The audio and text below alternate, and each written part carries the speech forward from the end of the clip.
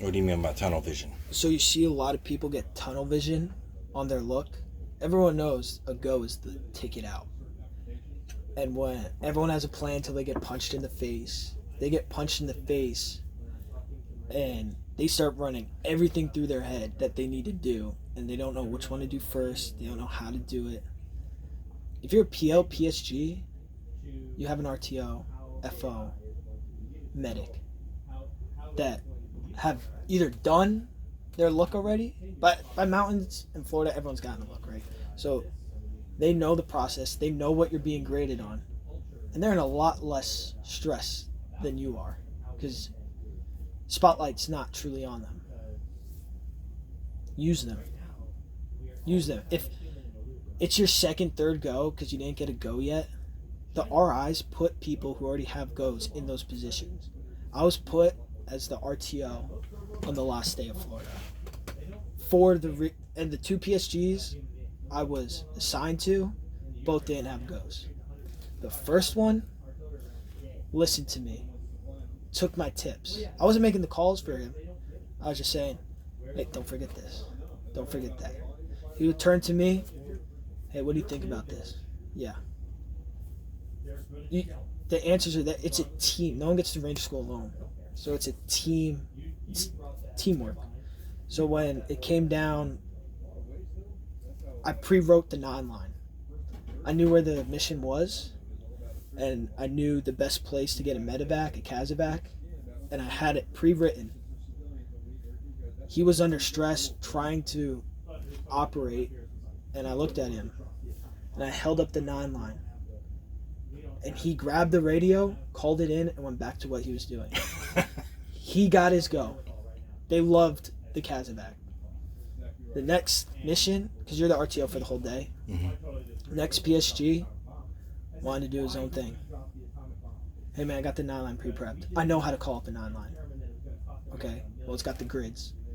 It's got all our pinpoint. It's got everything you need already written, and I included the amount of casualties, ambulatory. I included everything it needs. And I know how to call 9-line. Looks at me. How many casualties do you have? I tell him. We're trying to exfil, and he was told they had 2 KIA. I think it was two or three KIA and 1 injured. He said, oh, we're at 4. Could have looked at me and asked. Just starts yelling Mascal, or a code word for Mascal.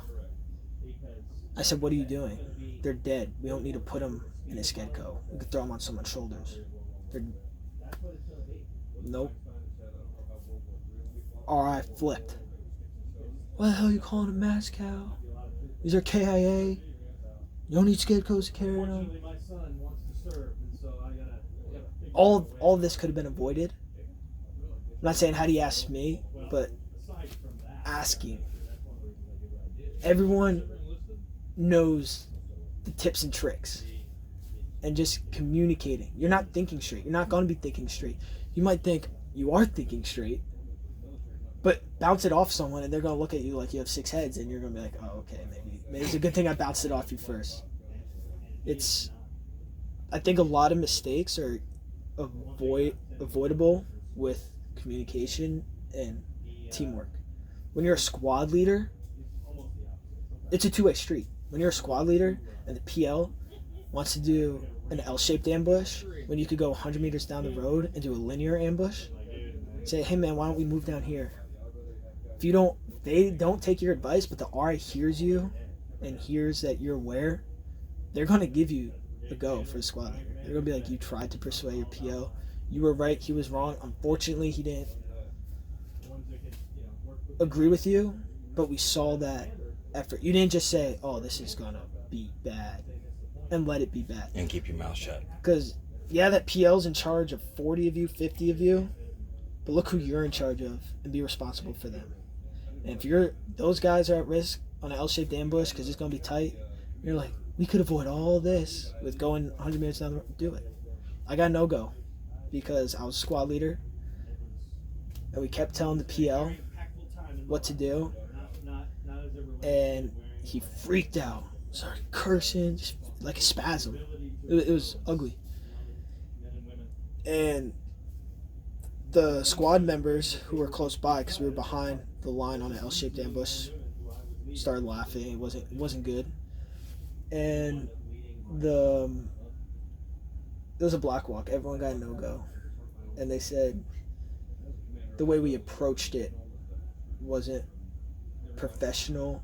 Since we didn't get him to change his mind, there wasn't leadership. But they said we'd all be fine on our next look. That's always a good thing to hear too. You're going to be fine. We just can't give you a go. It's they want to see more out of you. Because they could get, like I said, they give everyone a go and they give everyone no go. They could find the stuff to grade you to get you enough points for that go, and they could find the stuff to fail you on to give you a no go. So that's always a good thing to hear. Is like you'll be all right on the next one, because you're demonstrating that leadership and that knowledge. But yeah, that PL ended up recycling. He couldn't get out of his own head, his way or the highway kind of guy. But you have to bounce ideas. It's all teamwork. No one gets to range school alone. It's all teamwork.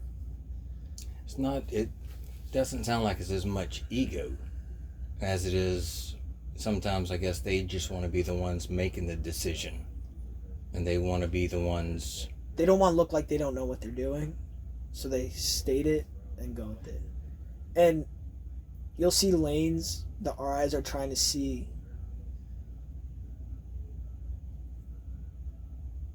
I don't know, corrective action. You'll have a private. You'll have 2 privates, PL, PSG, 4 squad leaders, all officers. And they want to see how you, as a leader, can take orders and give orders. So when you're taking orders from a private, there's no rank, but is it, okay, this is what he wants to do, this is what we're going to do? Or, that is a horrible idea, let me help you. Does the private turn to the officer and say, hey, I know you know how to do this and I don't? Because they want to see that. They want confidence and capability. If you know your capabilities are limited, do you speak up? Or do you put lives at risk? Because that's what it ultimately comes down to.